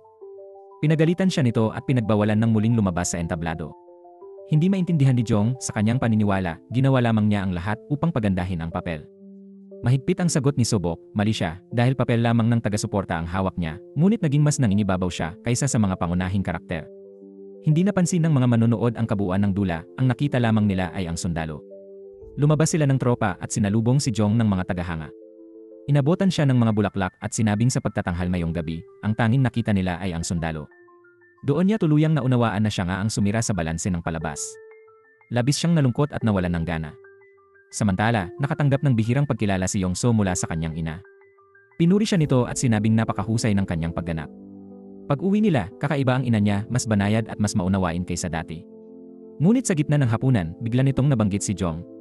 Ang pagkanta ni Jong ay nagpapaalala raw sa kanya kay Sion, ang itinuturing na pinakaperpektong mga awit ng kanilang panahon. Nagsaliksik ang kanyang ina at natuklasang anak pala ni Sion si Jong. Pinuri pa rin nito ang talento ni Jong, ngunit pinaalalahanan si Yongso na huwag hayaang lamunin siya ng kasikatan ng kaibigan bago pa niya maabot ang tugatog. Bagamat nalungkot, hindi pinanghinaan ng loob si Jong. Nagpasya siyang ayusin ang sarili, patalasin ang kanyang pag-arte at pagkanta, at maghanda para sa mga susunod na pagkakataon. Ilang araw niyang masusing pinag-aralan ang halos lahat ng papel sa dula. Nakita ito ni Joran at nagdesisyong tulungan siyang mag-practice. Sa kanilang ensayo, ginampanan ni Jong ang papel ng kontrabidang lalaki. Sa likas na talento at pag-aaral niya, halos perpekto ang kanyang naging pagganap. Labis na nahumaling si Joran sa kanyang acting, ni hindi niya namalayang natapos na ang eksena. Kinagabihan, narinig ni Yongso na nag-ensayo si Jong ng pagkanta. Naalala niya ang mga papuri ng kanyang ina sa talento ni Jong. Nakaramdam siya ng matinding paninibugho at galit hanggang sa sinira niya ang record ng ina ni Jong, si Sion. Narinig ni Jong na nagsasalita si Yongso tungkol sa pag-aaral ng boses, kaya nagpunta siya upang harapin ito, dala ng galit. Ngunit pagdating niya, nadatnan niyang malungkot si Yongso at masigasig na nagsasanay. Humingi si Yongso ng tulong kay Jong na turuan siya kung paano siya kumakanta. Doon ay ipinahayag ni Jong ang laman ng kanyang puso na ang pinakamalaki niyang takot ay ang manatiling kilala lamang bilang anak ni Seon. Ayaw niyang mabuhay sa anino ng pangalang iyon, nais niyang makilala bilang si Jong mismo. Desidido siyang takasan ang label na iyon at tahakin ang sariling landas. Nais din niyang magkaroon si Yongso ng lakas ng loob na umusad at umasa sa sariling kakayahan upang palakpakan. Sa kanyang taos-pusong salita, napaiyak si Yongso. Ngunit sa mga panahong iyon, nahirapan si Jong sa kanyang ensayo. Mahusay niyang nagagampanan ang papel na kontrabidang lalaki, ngunit hirap na hirap siya sa papel ng babaeng support role na dating ginampanan ni Joran. Madalas siyang natitisod sa kanyang mga linya. Mabuti na lamang at tumulong si Ok-yung, isa sa mga nakatatandang kasapi. Tinuruan siya nitong isipin ang kabuuan ng dula at huwag lang ituon ang pansin sa sariling papel. Dahil dito, biglang nagliwanag ang isip ni Jong. Makalipas ang ilang araw, nagkaroon muli ng pagtatanghal ang tropa. Hindi nakasali si Jong sa entablado kaya naupo siya sa mga manonood. Ngunit sa dress rehearsal, biglang bumagsak ang mga ilaw sa entablado. Sa oras ng kapahamakan, itinulak ni Jong si Yongso upang mailigtas ito, ngunit siya ang nasugatan. Agad na naghanap ng kapalit ang direktor na si So-bok para sa babaeng support role, ngunit walang ibang miyembro ang nakakaalam ng linya. Sa parehong oras, nais na sanang isugod ni Jong si Joran sa ospital, ngunit pinakiusapan siya ni Joran na makiusap kay So-bok na siya na lamang ang gumanap. Naniniwala si Joran na tanging si Jong ang makakaganap ng maayos. Napahinuhod si Jong at bumalik upang humiling ng pagkakataon. Pumayag si So-bok, ngunit may babala, kapag pumalpak muli si Jong, kailangan na niyang lisanin ang tropa. Tumango si Jong at inalala ang mga turo ni Ok-yung. Sa pagkakataong ito, naging matatag ang kanyang pag-arte. Nabigyang buhay niya ang papel nang hindi naapektuhan ang buong dula. Nang magharap sila ni Yongso sa entablado, bilang kontrabida ay lalo siyang nagningning. Sa isang tingin pa lamang, naipakita niya ang kaluluwa ng karakter, dahilan upang makalimot ng linya si Yongso. Naramdaman ng lahat na malapit ng maging malaking aberya ang eksena. Ngunit naalala ni Jong ang mga tagubilin ni So-bok at ang aral ni Ok-yung. Mabilis siyang nag-improvise, nagdagdag ng linya at nailigtas ang sitwasyon. Nakabalik sa tamang daloy si Yongso at naituloy nila ang pagtatanghal. Sa huli, malakas ang naging palakpakan ng manonood. Pagkatapos ng palabas, pinuri ni So-bok sina Yongso at Jong. Anya, hindi maiiwasan ang pagkakamali, ngunit ang mahalaga ay kung paano ito inaayos. Lalo niyang pinuri si Jong, natutunan nitong isantabi ang sarili para sa kabuuan ng dula. Dahil dito, itinaas ni So-bok ang posisyon niya mula reserba tungo sa ganap na miyembro ng tropa. Labis na naantig si Jong. Sa puntong iyon, lumapit si Yongso at humingi ng tawad, nangakong hindi na muling magkakamali. Hindi ito pinanghawakan ni Jong, para sa kanya, maliit lamang iyon kumpara sa sarili niyang mga naging kamalian. Samantala, sinimulang imbestigahan ni So-bok ang pagbagsak ng ilaw. Pinaghinalaan ni Joran ang finance manager. Sa nakaraan, hindi ito nanonood ng mga pagtatanghal, ngunit sa gabing iyon, naroon siya. Ayon din sa ulat, may gumamit ng susi upang pumasok sa prop room at pinagkalkal ang mga kasuotan. Madali para sa finance manager ang magkaroon ng susi. Naalala rin ni So-bok na ilang araw bago iyon, nagkaroon sila ng pagtatalo tungkol sa hatsyan ng kita, kaya may motibo itong manabotahe. Bukod dito, sinira ang opisina ng direktor, nawala ang mga talaan sa accounting, at naubos ang pera sa kalang. Naisa nang tumawag ng pulis si Yirang, ngunit pinigilan siya ni So-bok. Kapag nalaman ng media, tiyak na ikatutuwa nito ang pagbagsak ng tropa. Hindi alam ni So-bok na sabuatan pala ito ni Yirang at ng finance manager. Sa kanilang lihim na pagkikita, ibinigay ng finance manager kay Yirang ang listahan ng mga reporter na binayaran upang huwag magsulat ng negatibo tungkol kay Ok-yung. Matagal nang pinaghirapan ni Yirang makuha ang listahang iyon upang maprotektahan ang imahe ni Ok-yung bilang prinsipe ng entablado. Ngunit imbes na magpasalamat, nagtalo pa sila. Alam ni Ok-yung na sinusubukan ni Yirang na paalisin sina Jong, Yongso at Joran. Giit ni Yirang, sila ang tunay na kalaban at kailangang mawala bago pa man maging banta. Ngunit ipinaalala ni Ok-yung na kung nais nilang makaalpas mula sa pagkakabalaho ng tropa, kailangan nila ng mga bagong tao na kayang hamunin ang kanilang posisyon. Makalipas ang ilang araw, nagsimula ang national tour ng tropa at ang unang destinasyon ay Busan. Inimbitahan silang lahat sa isang lokal na kasalan. Matapos kumain at uminom, naglakad sina Jong at Joran upang pagmasdan ang kumikislap na Milky Way. Ang romantikong langit na puno ng bituin ay tila sumasalamin sa kanilang pagkakaibigan. Sa sandaling iyon, ibinigay ni Yongso kay Jong ang bagong record ni Seon na binili niya na may halong pag-aalangan. Nang gabing iyon, tila naglaho sa hangin ang mga kompetisyon, masasamang bagay at maliliit na inggit. Ngunit ang katotohanan ng buhay ay palaging mas mabigat kaysa sa mga romantikong sandali ng pagkakaibigan. Kinabukasan, inihayag ni So-bok na magkakaroon ng joint performance kasama ang maraming pambansang tropa. Magdadagdag ito ng mga eksena tungkol sa kabataan ng pangunahing lalaki at babae. Isang buwan mula noon ay magkakaroon ng audition upang piliin ang gaganap. Ang mananalo ay magiging pinakahinihintay na bagong mga pangunahing bida kasunod nina Ok-yung at Yirang. Ngunit may isang kondisyon, dapat ay pares ang sasali. Kung wala kang kapareha, hindi ka makakasali. Matapos ang anunsyo, kapansin-pansing may kanya-kanyang iniisip sina Jong, Yongso at Joran. Nilapitan ni Yongso si Joran at hiniling na maging kapareha ito. Nag-alinlangan si Joran at humingi ng oras upang makapag-isip. Si Jong naman ay agad na pinili si Joran, tiwalang tiyak siyang pipiliin ng matalik na kaibigan. Bago pa man makasagot si Joran, itinakda na ni Jong ang ensayo kinabukasan. Ngunit dumating ang araw at inantay niya ng matagal, hindi kailanman dumating si Joran. Laking gulat ni Jong nang lapitan siya ng kaklase nilang si Churok at sabihin gusto nitong maging kapareha niya. Sinabi ni Churok kay Jong na si Joran ay pinili na si Yongso. Galit na galit si Jong at agad niyang hinarap si Joran, tinanong kung bakit siya iniwan at pinili si Yongso.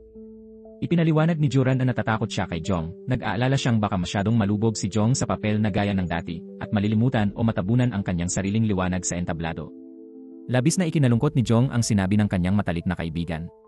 Sa sandaling iyon, hinabol siya ni Churok at desperadong nakiusap na maging kapareha niya. Kahit limitado pa ang talento at kakayahan ni Churok, gusto pa rin itong galingan sa entablado. Nakiusap siyang bigyan siya ni Jong ng pagkakataon. At dahil nakuha na ni Yongso si Joran, kung hindi makakahanap ng kapareha si Jong, mawawalan siya ng tsansa sa audition. Kinaumagahan, tinanong ni Jong si Churok kung hindi ba siya natatakot na baka masapawan ang kanyang papel at masira ang performance. Ngunit taliwas kay Joran, naniwala si Churok na laging nagsisikap si Jong na ayusin ang mga pagkukulang at patuloy na umuunlad. Para kay Churok, malaking pagkakamali ni Joran ang tanggihan ang ganitong mahalagang pagkakataon. Dahil nakita ni Jong ang tiwala ni Churok, pumayag na rin siyang maging kapareha niya. Tuwang-tuwa si Churok. Samantala, dumating ang ina ni Yongso sa tropa at kinausap ang direktor na si Sobok. Ipinaalam niyang isa siya sa mga magiging hurado sa audition. Upang masiguro ang pagiging patas, sinabi niyang hindi niya bibigyan ng puntos ang sariling anak. Gusto niyang masaksihan mismo kung sino ang mas may talento, ang anak ni Yongre, na ina ni Jong, o ang sarili niyang anak na si Yongso. Si Yongso ay anak ng isang tanyag na soprano, samantalang si Yongre ay isang henyo sa tradisyonal na sining. Magkatapat ang kanilang kasikatan. Kaya nang magpatawag ng press conference ang direktor upang sagutin ang mga tanong ukol sa audition, kumalat ang balita na ang anak ni Yongre at si Yongso ay maghaharap. Naging usap-usapan kung sino ang magwawagi sa huling labanan para sa trono ng tropa. Nagsimulang mag-ensayo sina Jong at Churok. Pinilit ni Jong na mag-focus, ngunit hindi niya tuluyang maiwaksi sa isip ang tungkol kina Yongso at Joran. Napansin ito ni Churok at naisip niyang nag-aalala pa rin si Jong. Binalaan niya ito na huwag manood sa ensayo ni Yongso at Joran kung hindi ay mawawala ang kanyang konsentrasyon. Sumang-ayon si Jong, ngunit dumating si Irang, isang nakatatandang kasapi, at nagsabing maganda ang samahan ni Yongso at Joran sa kanilang ensayo. Nabuhay ang kuryosidad ni Jong at hindi niya napigilan. Palihim siyang nanood sa ensayo ng kanyang matalik na kaibigan at ng kanyang karibal. Totoo ngang malakas ang pundasyon ni Yongso at mabilis na umuunlad si Joran. Nagsimulang kabahan si Jong. Sa mga sandaling iyon, bumulong si Irang na malayong-malayo ang kakayahan niya kumpara kay Yongso. Kung hindi niya matatalo si Yongso ngayon, wala nang ibang pagkakataon. May masamang balak si Irang. Hinimok niya si Jong na magpunta sa kuweba ng tropa sa likod ng bundok at mag-ensayo hanggang sa masuka ng dugo. Ayon sa kanya, tanging ganoon lang matatalo ni Jong si Yongso, ngunit pinaalala ni Churok na ang ganoong pamamaraan ay walang pinagkaiba sa pagsira sa kanyang sariling tinig. Kapag nasira ang kanyang boses, tuluyang magwawakas ang lahat. Ngunit naisipan pa rin ni Jong na ituloy. Sa ensayo, paulit-ulit siyang nabibigo sa ilang bahagi ng kanta. Kahit na nanakit na ang kanyang lalamunan, pinilit pa rin niyang magpatuloy. Nadinig siya ng direktor na si Sobok at pinayuhan itong magpahinga sa dorm, ngunit hindi siya sumunod. Nais niyang humabol sa boses ni Yongso na ilang dekadang pinaghirapan. Napangiti si Sobok nang makita ang kanyang pagpupursigi, naaalala ang kaibigan niyang si Yongre. Noon, gaya ni Jong, nagpursigi rin si Yongre at pinilit ang sarili para sa isang pagtatanghal. Pinayuhan siya noon ng direktor na isipin ang pangmatagalan at ingatan ang kanyang tinig. Ngunit hindi nakinig si Yongre. Lahat ay umaasa sa kanyang talento kaya hindi siya makapagbitaw. Sa huli, dahil sa sobrang pagsasanay, bumigay ang kanyang boses, nasira ito at tuluyang nawala. Ayaw ni Sobok na maulit ang trahedya. Pinayuhan niyang huwag pilitin ang sarili. Ngunit hindi nakinig si Jong. Pumunta siya sa kuweba sa likod ng bundok at halos mag-11 oras na tuloy-tuloy na nag-ensayo. Nabalitaan ito ni Yongso at agad siyang pumunta sa kuweba. Nadinig niya ang paos na boses ni Jong at sinubukan siyang pigilan, ngunit matigas si Jong.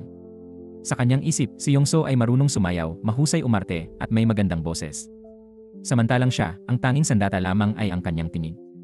Kung titigil ako ngayon, bangin ang kaharapin ko, ang iniisip ni Jong. Nakita ni Yongso ang kanyang katigasan at napilitang sumuko.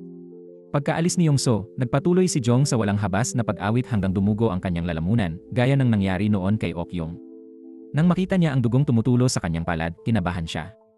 Pagbalik sa tropa, natuklasan niyang hindi siya makapaglabas ng kahit anong tunog. Para bang may pumipisil sa kanyang lalamunan. Sa gitna ng takot, bigla siyang nagising mula sa tila bangungot. Nang muling subukan, nakalabas ang kanyang tinig. Huminga siya ng maluwag, hindi pa tuluyang sira ang kanyang boses. Dumating ang araw ng pinakahihintay na audisyon.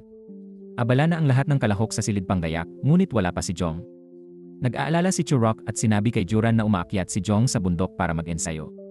Naramdaman ni Juran ang pagkakasala, ngunit oras na ng pagtatanghal nila ni Yongso kaya't kinailangan niyang ituon ang isip. Sa entablado, ibinuhos ni Juran ang lahat ng kanyang galing at higit pang humusay si Yongso umalingaw ang palakpakan ng mga hurado para sa kanilang pag-arte at pag-awit sa mahihirap na bahagi. Dumating din si Jong bagamat huli. Napansin ni Churok na paos na ang kanyang boses at mainit ang kanyang noo.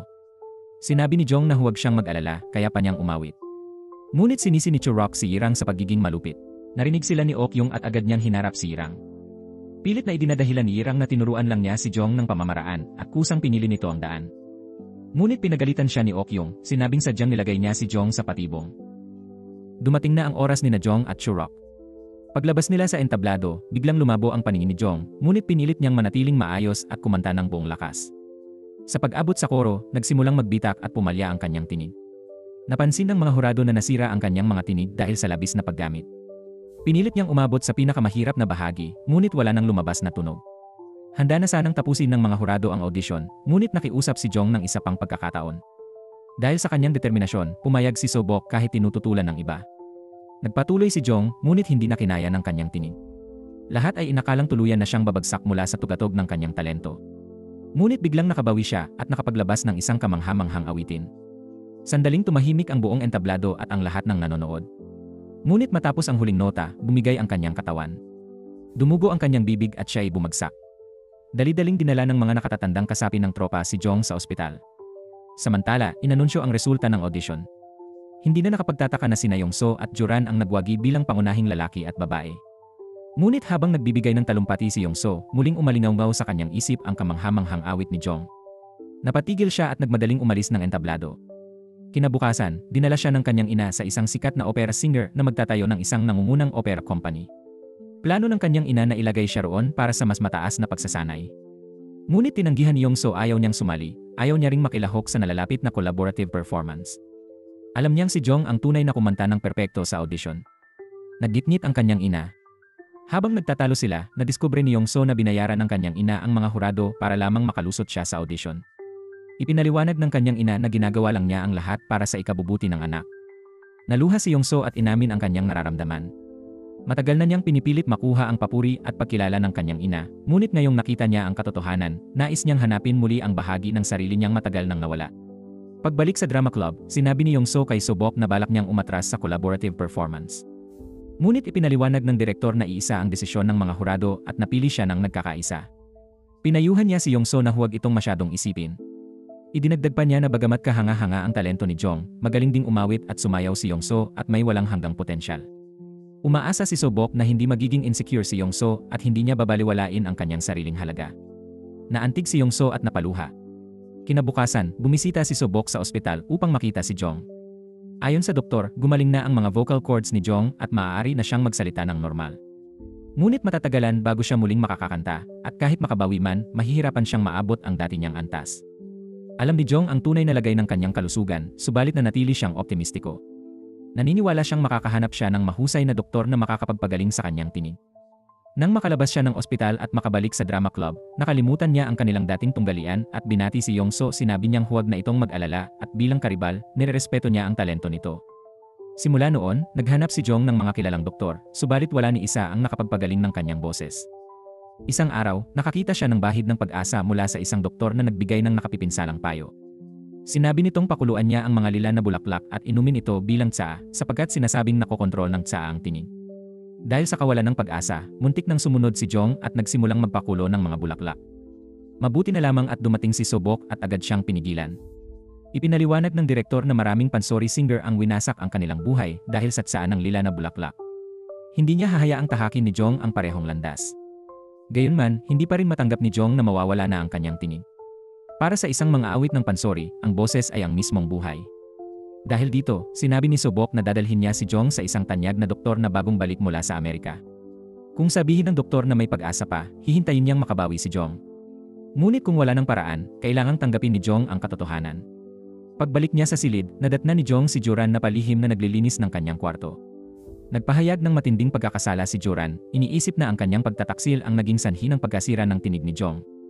Ngunit tapat na sinabi ni Jong na hindi iyon kasalanan ng iba, sarili niyang desisyon ang lahat. Dinala siya ni Sobok sa doktor na galing Amerika. Sa kasamaang palad, hindi nag-iba ang hatol. Malubha ang pinsala sa kanyang vocal cords, at malabong makabalik ang kanyang dating tinig. Labis na nadurog si Jong. Hindi niya maunawaan kung bakit binigyan siya ng kapalaran ng talento at pagkatapos ay biglang inagaw ito. Sa ilalim ng ambon, umuwi siya sa dorm ng drama club, pasan ang bigat ng damdamin. Pinatugtog niya ang plaka ng kanyang ina at sinubukang umawit. Ngunit nang dumating siya sa matataas na nota, bumigay ang kanyang boses. Tumingala si Jong sa kalangitan, lumuha at muling nadurog ang puso. Pinilit siyang aliwin ni Sobok at pinayuhang humanap ng ibang daan. Ngunit matigas si Jong. Maging ang pagbabalik sa kuweba sa bundok ay kanyang pinag-isipan para maibalik ang kanyang tinig. Dahil dito, napilitan si Sobok na sampalin siya at sabihing tanggapin ang realidad. Tahimik na umiyak si Jong, nagmamakaawa, gagawin niya ang lahat kung mababawi lamang niya ang kanyang tinig. Nakita ito ni Yongso at Joran mula sa labas ng pinto at nasaktan silang makita ang kanyang paghihirap. Kinabukasan, paggising ni Yongso, natuklasan niyang umalis si Jong nang hindi nagpapaalam. Naiwan lamang ang isang sulat na nagsasabing umuwi siya sa kanilang ngayon. Sa isip ng direktor, bumalik si Jong sa parehong kalagayan ng kanyang inang si Ok yung ilang taon na ang nakalipas. Dahil dito, hindi napigilan ni Sobok ang maiyak ng todo sa isang tabong sulok. Sa kanyang pagbabalik sa bayan, lumuhang yumakap si Jong sa kanyang kapatid.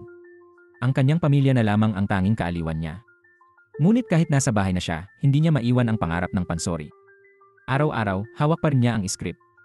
Nakita ito ng kanyang ina at labis siyang nasaktan. Naitanong ni Jong kung gaano katagal bago nakabangon ang kanyang ina mula sa pagkawala ng kanyang tinig. Ikinuwento ng kanyang ina na matapos mawala ang kanyang tinig na biyaya ng Diyos, halos hindi siya makahinga sa lungkot at madalas siyang magkasakit. May mga gabing umiiyak siya hanggang makatulog at ang mga araw ay tila walang direksyon.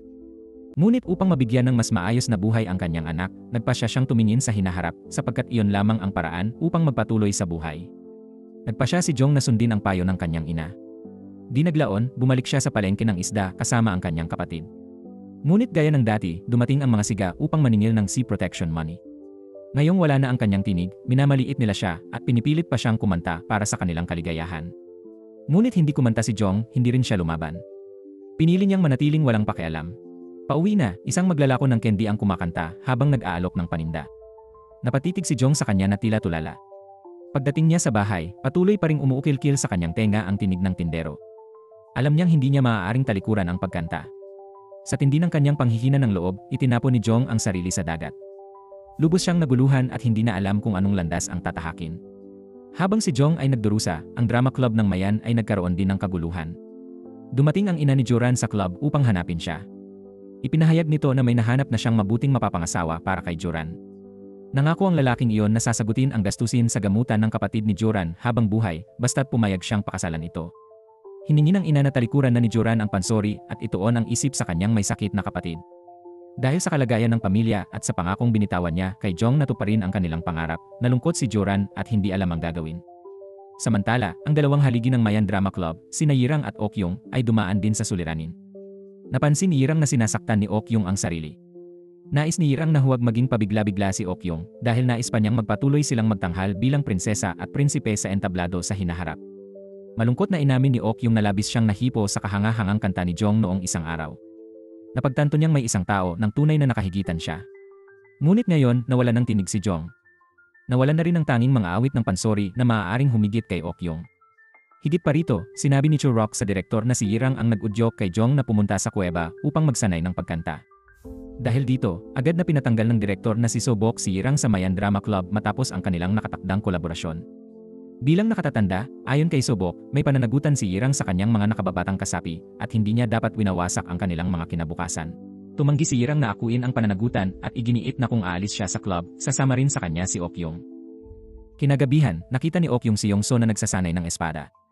Hindi maitatanggi na umalis na si Jong. Nais ni Okyong na si Yongso na nanatili pa ang maging kahalili niya. Tinanong niya si Yongso kung gusto niyang lisanin ang pansori troupe. Sandaling nag-alinlangan si Yongso, ngunit diretsong tumanggi. Naghihintay pa rin siya sa pagbabalik ng isang tao. Alam ni Okyong kung sino ang tinutukoy niya, si Jong. Naramdaman pa rin ni Yongso na hindi niya lubos na natalo si Jong. Para sa kanya, si Jong lamang ang karibal na makakapaghamon at makakapagpalago sa kanya. Maging ang direktor na si Sobok ay labis ding nangungulila kay Jong. Alam niyang hindi pa tuluyang sumusuko si Jong, lalo na't kinuha nito lahat ng script bago umalis. Kaya't napagpasyahan niyang pumunta sa Gangsong upang hanapin si Jong. Nang marinig ito, bumalik si Joran sa kanyang silid upang mag-impake. Nais niyang sumama sa direktor upang makita si Jong dahil labis niyang na-miss ang kanyang matalik na kaibigan nitong mga nakaraang araw. Sinubukan siyang pigilan ni Yongso, sinasabing baka lalong maalala ni Jong ang mga malulungkot na bagay kapag nakita siya. Ngunit sa parehong oras, nagpasya si Yongso na siya na lamang ang pupunta sa Gangsong kapalit ni Joran. Nangako siya na ibabalik niya si Jong. Kinagabihan, nagtungo sina Sobok at Yongso sa bayan ng pamilya ni Jong. Pagdating nila, sinalubong sila ng ina ni Jong na si Yongre at binuhusan ng isang timba ng tubig ang direktor. Sinigawan niya ito at sinabing wala itong karapatang makita ang kanyang anak. Diretsahan namang sinabi ng direktor na balak niyang ibalik si Jong sa drama club. Muling nagbuhos ng tubig si Yongre at iginiit na hindi na niya hahayaang magkaroon pa ng ilusyon ang kanyang anak tungkol sa pansori. Nahanap ni Yongso si Jong sa tabing dagat at ibinigay sa kanya ang plaka na naiwan nito sa dorm. Plaka yon ni Okyong. Nagalit si Jong at sinabing hindi na niya yon kailangan. Mula ngayon, hindi na siya makikinig sa kahit ano na may kinalaman sa tradisyonal na sining. Nang makita ni Yongso na matigas pa rin ang loob ni Jong, sinadya niyang itapon ang plaka sa dagat. Tulad ng inaasahan, tumalon si Jong upang kunin ito, ngunit hindi siya marunong lumangoy. Nang muntikan na siyang malunod, agad siyang sinagip ni Yongso. Pagkaligtas, nagalit si Jong kay Yongso na kuha na ni Yongso ang kanyang nais, siya na ang kahalili ni Okyong, samantalang nawala kay Jong ang lahat ng kanyang minahal. Higit pa sa galit, mas nanaig ang matinding kalungkutan kay Jong. Inalis na ng langit ang kanyang talento. Ano pa ang kaya niyang gawin? Ngunit sinabi ni Yongso kay Jong na bukod sa kanyang boses, taglay din niya ang likas na galing sa pag-arte na hindi niya kayang pantayan. Tinanong niya si Jong kung bakit niya ganoon kadaling sinusukuan ang lahat. Ang mga salita ni Yongso ang muling nagbigay ng sigla kay Jong. Sa katunayan, palagi na ring nananaginip si Jong tungkol sa huling audition, isang panaginip kung saan kaya niyang kontrolin ang kanyang tinig anumang oras. Alam ni Yongso na hindi kailanman nakalimot si Jong sa entablado na kanyang minimithi. Kaya't nangako siya kay Jong na hihintayin niya, gaano man katagal, ang pagbabalik nito sa entablado. Pagka-uwi ni Jong, naglahad siya ng saloobin sa kanyang ina. Sinabi niyang gusto pa rin niyang magpatuloy sa pansori. Tanging kapag siya ay kumakanta lamang niya nararamdaman ang kalayaan at kasiglahan. Ang pagtalikod sa pagkanta ay parang pagsakal sa buong buhay niya. Ngunit tumanggi pa rin ang kanyang ina, si Yongre. Sinabi nitong wala nang gustong makinig sa isang mga awit ng pansori na nawalan na ng boses. Gayunpaman, nanatiling matatag si Jong. Sinabi niya na kung sakaling mawala ang kanyang tinig, magiging mananayaw siya. At kung sakaling mabalian siya ng paa, gaganap siyang pipi sa entablado. Ano man ang mangyari, hindi niya kayang iwanan ang entablado. Dahil hindi niya mapapayag ang anak, pumunta si Yongre kay Sobok, ang direktor, ng gabing iyon. Hiling niya na umalis na ng tahimik si Sobok at tigilan na ang pag-abala sa buhay ng kanyang anak. Ngunit naniniwala si Sobok na iba si Jong kaysa sa kanyang ina. Hindi siya magtatago at hindi siya basta-basta susuko. Sa katunayan, noong sumuko noon si Yongre at iniwan si Sobok, labis na hinangad ng direktor na maging isang tanyag na mga awit ng pansori tulad niya. Subalit gaano man siya nagsikap, hindi niya narating ang antas ng talento ni Yongre. Marahil iyon ang dahilan kung bakit siya may tuturing na tunay na henyo. Umaasa si Sobok na mismong si Yongre ang gagabay at magtuturo kay Jong kung paano umawit gamit ang paos na boses at kung paano gamitin ang bagong lakas upang muling makabalik sa entablado. Tinawag ni Yongre na kabaliwan ang suhestyon ng direktor, ngunit nang siya ay naglakad mag-isa kinagabihan, hindi niya napigilan ang sarili na umawit. Matapos ang mahabang taon ng pananahimik, lumuha siya ng walang tigil. Kinabukasan, nagpunta si Jong kina Sobok at Yongso nangako siya na balang araw ay babalik siya sa Mayan Drama Club. Ngunit bago iyon, kailangan muna niyang makuha ang basbas ng kanyang ina. Ayaw na niyang muling magdulot ng kalungkutan kay Yongre. Samantala, habang humihingi si Jong ng permiso, dumaan naman ang Mayan Drama Club sa malaking pagbabago. Isang kolaboratibong pagtatanghal kasama ng ilang iba pang drama club ang nakatakda.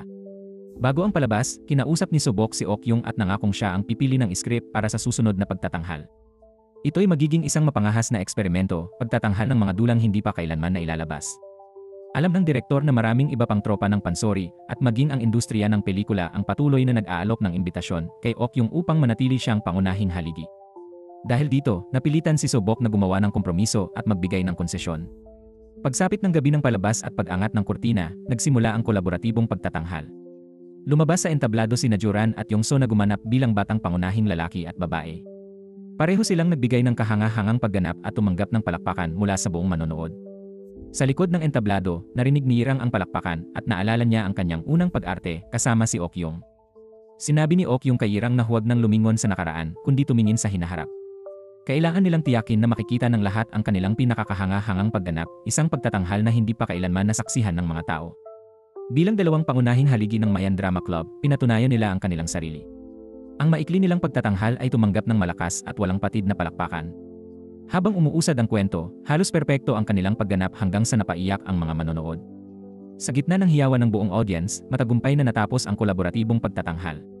Sa wakas, nakahinda ng maluwag si Sobok. Ilang araw na ang nakalipas, kumalat ang chismis na si Okyung ay bumibisita sa isang tindahan na nagbebenta ng tsaa mula sa lilang bulaklak. Bagamat agad na inayos ng direktor ang sitwasyon gamit ang kanyang koneksyon at ang katotohanan ay pinatunayang walang ginawang mali si Okyung, naapektuhan na rin ang reputasyon ng Mayan Drama Club. Ngayon, matapos makita ng mga tao ang perpektong pagganap ni Okyung, kusa na nilang nabura ang mga pagdududa. Ngunit hindi alam ni Sobok na may iba pang plano si Okyung. Matapos ang pagtatanghal, sinubukan siyang kumbinsihin ni Irang na lisanin ang Mayan at sumali sa ibang tropa ng pansori. Ngunit hindi inaasahan, sinabi ni Okyung na yon na ang araw na tinatapos niya ang kanyang karera bilang mang-aawit ng pansori. Papasok na siya sa industriya ng pelikula.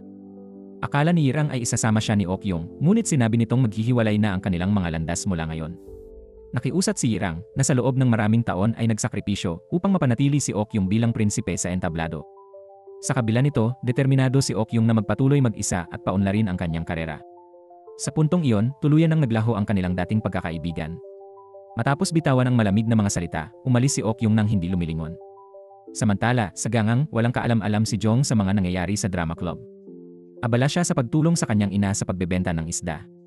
Ngunit alam ng kanyang kapatid na ang katahimikan ni Jong ay panlabas lamang, sa kaibuturan niya, hindi niya kailanman isinuko ang kanyang mga pangarap. Umaasa ang kanyang kapatid na sana maunawaan na siya ng kanilang ina. Tulad ng sinabi ng kanyang kapatid, sa bawat tahimik na gabi, palihim na bumabangon si Jong at lumalabas. Naalala at muling isinasadula niya ang mga dula na kanilang pinagpraktisan noon at inaawit ang kanyang mga paboritong kanta. Nang makita ni Yongre ang kanyang anak na ganoon kasigasig sa kanyang pangarap, unti-unti siyang lumambot. Isang gabi, ginising niya si Jong at dinala ito sa tabing dagat. Habang sumisikat ang araw sa ibabaw ng dagat, ikinuwento ni Yongre ang tungkol sa isang tanyag na mga awit ng pansori noong nakaraan.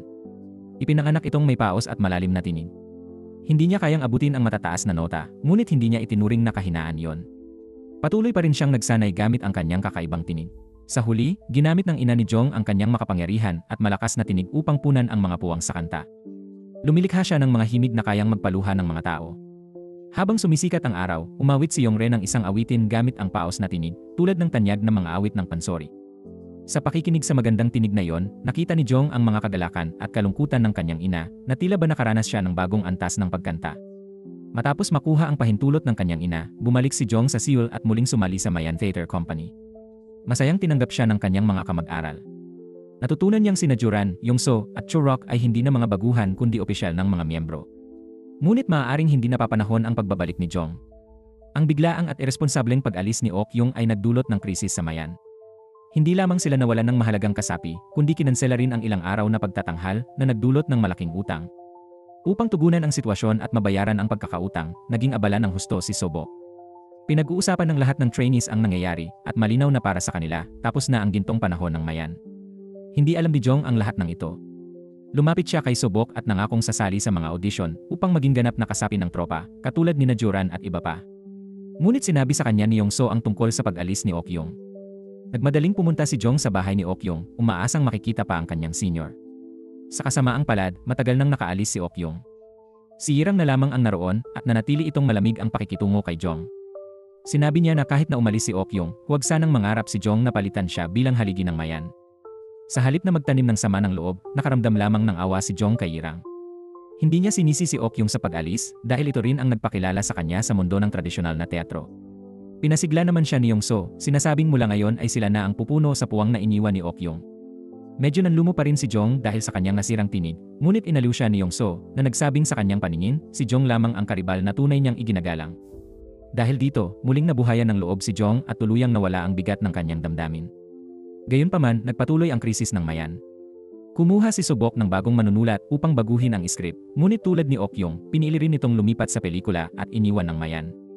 Napilitang gamitin muli ni Sobok ang lumang script at inanunsyo ang panibagong audition para sa mga trainees.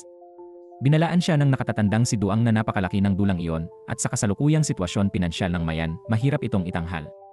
Ngunit tiniyak ng direktor na may nahanap siyang investor, isang dating miyembro ng Mayan na nag-asawa ng mayaman at nagmana ng malaking yaman. Nasabik si Sobok sa pagdating ng investor, ngunit wala pala itong intensyon na mag-invest.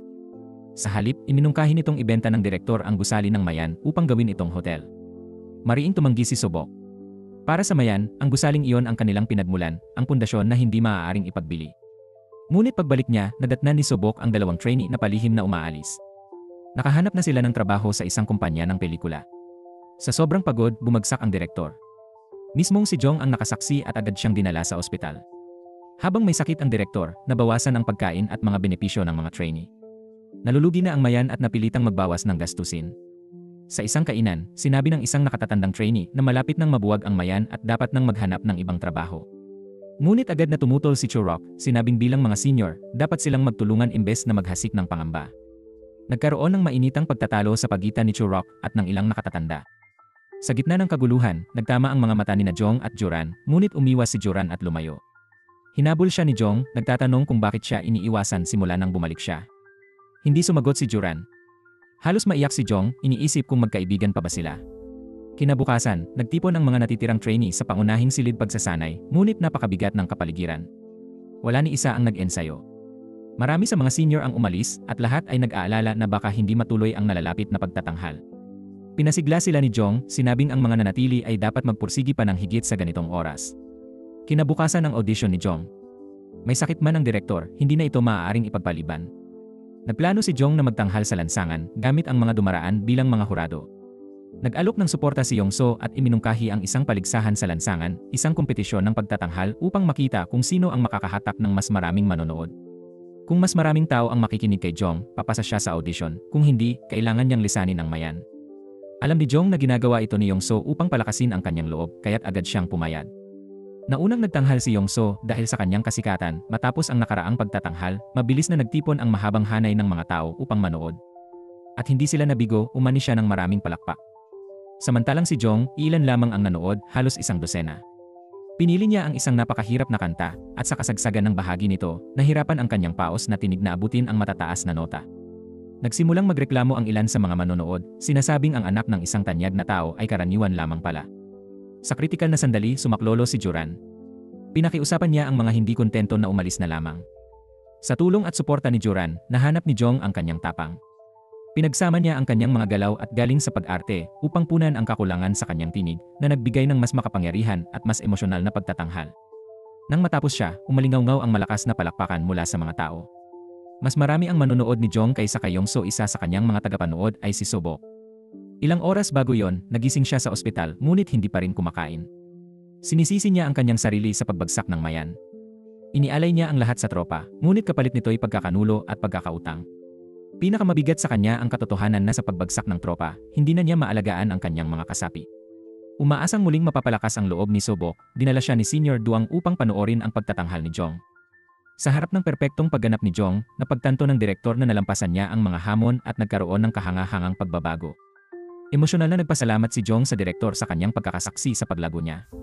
Tumango si Sobok at niyakap siya. Sa mga miyembro na kasing dedikado ni Jong, bakit pa siya susuko?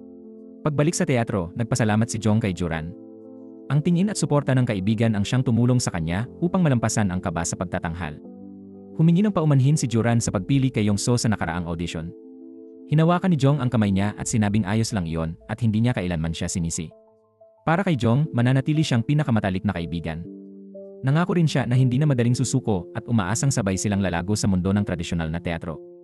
Muling nabuhayan ng loob si Sobok at nagpasya na pumili ng mas murang dula. Ipinakilala ng isang kaibigang tambolero ang isang bagong script. Hindi pa kailanman naitanghal ang istorya at eksperimental ito, kaya malaking sugal. Ngunit matapos pag-isipan, pumayag si Sobok, naniniwalang kaya ni na Jong o Yongso ang hamon. Nagpasya si Jong na mag-audition para sa papel ng pangunahing lalaki. Ayon sa kanyang iniisip, tiyak na mag-audition si Joran para sa pangunahing babae. Kung magiging matagumpay ang pagtatanghal, sila ang magiging bagong prinsipe at prinsesa ng Mayan Theater Troupe. Sa rehearsal, sobrang nahulog si Joran sa kanyang karakter kaya't napaiyak siya. Inakala ni Jong na ipinapakita lang ni Joran kung gaano na siya kahusay sa pag-arte, ngunit kinabukasan sinabi ni Joran sa direktor na hindi na siya sasali sa audition at aalis na sa tropa. Uwi siya upang magpakasal dahil malubha ang karamdaman ng kanyang nakatatandang kapatid na babae at ipinangako niya sa kanyang ina na agad siyang mag-aasawa. Sinabi ni Yongso kay Jong na aalis si Joran ng maaga kinabukasan. Tila hindi nagpakita ng emosyon si Jong, ngunit hindi na nakapaghintay si Joran. Iniwan niya ang isang sulat sa pintuan ng dorm at malungkot na lumisan sa mayran. Laking gulat ni Joran nang biglang habulin siya ni Jong. Sa harap ng paglisan ng kanyang pinakamatalik na kaibigan, napaiyak si Jong. Niyakap siya ni Joran at nangakong hinding-hindi niya siya malilimutan. Sa kanilang huling pamamaalam, habang umaagos ang luha sa kanyang mukha, dahan-dahang inalis ni Joran ang kanyang kamay mula sa pagkakahawak ni Jong at tuluyang naglakad palayo. Habang nakatanaw sa pagkawala ng kanyang pinakamatalik na kaibigan, hindi napigilan ni Jong ang umiyak ng todo. Dahil sa matinding lungkot, itinapon niya ang kahoy na ibong regalo ni Joran. Subalit maya-maya, nakaramdam siya ng pagkabalisa at sinimulan itong hanapin sa damuhan. Natagpuan ito ni Yongso at ibinalik sa kanya. Nang makita ang sagisag ng kanilang pagkakaibigan, muling bumuhos ang luha ni Jong. Kinabukasan, hindi sinasadyang natuklasan ni Yongso ang matinding problemang pinansyal ng tropa. Samantala, nakita rin ni Jong ang isang taong naglalabas ng mahahalagang gamit mula sa teatro upang mailigtas ang mayran. Umuwi si Yongso sa kanilang tahanan at nakisuyo sa kanyang ina na ibigay ang mana mula sa kanyang lolo. Kailangan niya ito upang mailigtas ang mayran. Ngunit nagalit ang kanyang ina. Ang kanyang nakatatandang kapatid ay tumigil sa opera upang magpakasal at ngayon naramdaman niyang parehong ipinagkanulo siya ng kanyang mga anak. Lumuhod si Yongso at nangakong gagawin ang lahat kung ibibigay lang sa kanya ang pera, pati ang pagtalikod sa tradisyonal na teatro. Pumayag ang kanyang ina. Ibinigay ni Yongso ang pera sa direktor. Alam ng direktor kung gaano kabigat ang ginawa ni Yongso upang makuha ito, kaya't hindi niya yon matanggap. Gayunman, nangako siyang sisiguruhing magiging maayos ang nalalapit na pagtatanghal. Samantala, natagpuan ni Yongso si Jong na naglilinis. Bigla siyang nagalit, sinabing wala ng saysay ang lahat ng kanilang ginagawa dahil halos wala ng laman ang mayran. Pinatibay ni Jong ang kanyang loob at sinabi na saan man sila magtanghal, iyon ay entablado na. Hindi nila kailangan ng marangyang teatro o engrandeng gusali. Kahit anuman ang mangyari sa mayran, mananatili siya at ipagpapatuloy ang entablado. Umaasa siyang ganoon din ang gagawin ni Yongso sa huli, pumayag si Yongso at nangakong gagawa sila ng palabas na ikagugulat ng lahat. Abala si Sobok sa pagbabayad ng mga utang ng mayran. Lumapit siya sa lokal na kooperatiba dahil narinig niyang nagbibigay sila ng mababang interes sa pautang. Ngunit nag-alinlangan ang tagapamahala ng kooperatiba matapos marinig ang pagbagsak ng mayran. Ipinaglaban ni Sobok na kapag naging matagumpay ang kanilang pagtatanghal, magkakaroon ng bagong bituin ang mayran at magsisimula ang panibagong kabanata. Sa kabutihang palad, nakumbinsi niya ito at pumayag na ipahiram ang pera. Nalutas ang problema sa utang, ngunit kailangan pa rin ng pondo para sa produksyon. Kinagabihan, nakita ng direktor si Jong na masigasig na nag-ensayo. Nabahala siya sa matinding dagok na maaaring makaapekto sa mga miyembro. Nilingon ni Jong ang kalangitan at inalala ang mga sinabi ng kanyang kapatid na ang mga tradisyonal na aktor ay parang mga bituin at para sa napakaraming aktor at tagahanga, hanggat may pangarap, walang imposible, hanggat may tao, may pag-asa. Ang mga salitang iyon ay nagmulat kay Sobok. Nang gabing iyon, pinirmahan niya ang kontrata at nagpa siya na ibenta ang gusali pagkatapos ng pagtatanghal upang makalikom ng pondo. Nabigla ang mamimili dahil inakala niyang hinding-hindi iyon ipagbibili ng direktor. Ngunit sinabi ni Sobok na ang tunay niyang karangalan ay ang makapagbigay ng tamang palabas para sa kanyang mga miyembro.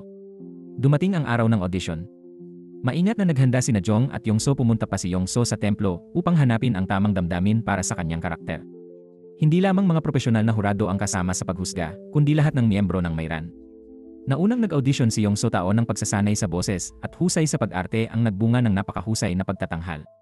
Pinapurihan siya ng mga hurado at idineklarang perpekto ang kanyang performance. Ngunit higit pang kahanga-hanga ang audition ni Jong. Lubos niyang isinabuhay ang kanyang karakter. Pagkatapos ng audition, si Jong ang nakatanggap ng pinakamalakas na palakpak mula sa lahat ng hurado at miyembro. Habang naghahanda si Sobok na ihayag ang resulta, tumayo si Yongso, halos lumuha at sinabing wala nang kailangang ipahayag. Sa kanyang puso at sa puso ng lahat ng hurado at miyembro, si Jong ang perpektong pagpili para sa pangunahing papel ng prinsipe. Lumapit siya kay Jong, tapat na bumati at niyakap siya. Bagamat hindi nakuha ni Yongso ang papel na prinsipe, matapos mag-usap sila ng senior duang, nagpa siya si Sobok na gampanan niya ang papel ng kontrabida at pangalawang pangunahing lalaki. Naniniwala silang siya lamang ang makapagbibigay ng hustisya sa karakter na iyon upang maging katambal ni Jong. Si Churok naman ang gaganap bilang pangunahing babae.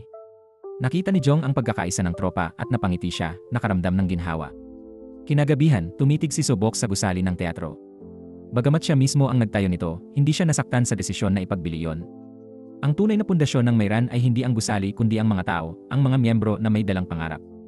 Hanggat nandyan sila, muling babangon ang mayran. Lumaki at higit na nag-mature si Jong sa lahat ng pinagdaanan niya. Nangako siya sa direktor na hindi na siya kikilos ng padalos-dalos. Bilang bagong prinsipe ng tropa, tatanggapin niya ang kanyang responsibilidad. Makalipas ang ilang araw, opisyal na nagsimula ang pagtatanghal ng Mayran. Dumating si Yirang upang manood. Simula nang umalis si Okyung, ibinuhos ni Yirang ang sarili sa alak at lungkot.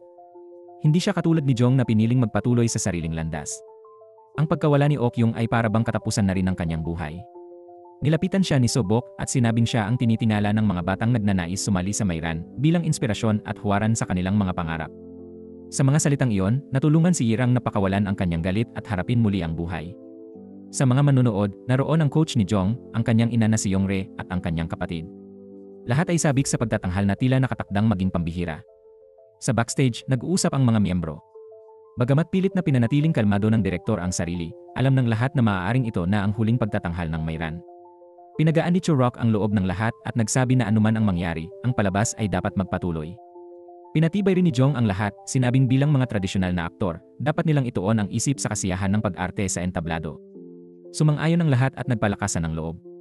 Tumanggap si Jong ng mga bulaklak at isang liham mula kay Juran. Nakasulat doon na si Jong ang kanyang pangarap, ang kanyang pananabik, ang kanyang nag-iisang prinsipe. Kahit saan man siya naroroon, palagi siyang magiging pinakamalaking tagahanga ni Jong. Nabuhayan si Jong ng loob dahil sa liham. Nang magsimula ang pagtatanghal, sabik na lumabas si Jong sa entablado.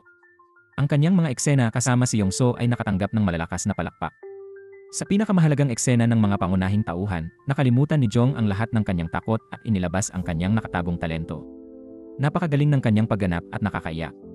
Sa manonood, tahimik na umiiyak ang kanyang ina, labis na proud sa tagumpay ng kanyang anak. Sa huling eksena, halos mag-isa lamang si Jong sa entablado. Ganap niyang isinapuso ang kanyang papel, pinagsama ang kanyang pag-arte at pagkanta upang ipakita ang lakas at panloob na paghihirap ng kanyang karakter. Pagkatapos ng eksena, natigilan ang mga manonood at naghari ang katahimikan hanggang sa sumabog sila sa palakpakan at hiyawan. Lubos silang naantig ng kanyang pagganap. Sa labas ng teatro, sumabog ang mga paputok, nagpapailaw sa langit. Sabay-sabay na yumuko ng malalim si Sobok, si Jong, at ang lahat ng aktor sa kanilang mga manonood. Alam nilang marami pang pagsubok ang haharapin ng Mayran, ngunit para sa gabing iyon, wala silang pinagsisisihan. Mahaba ang buhay, ngunit ang entablado ay walang hanggan. Maaaring dumating ang panahon na mawala ang tradisyonal na teatro o mapalitan ng iba, ngunit ang mga bituin na minsang kumislap ng maliwanag sa entabladong iyon ay mananatiling nagniningning sa kalangitan, kailanman hindi maglalaho ang kanilang liwanag.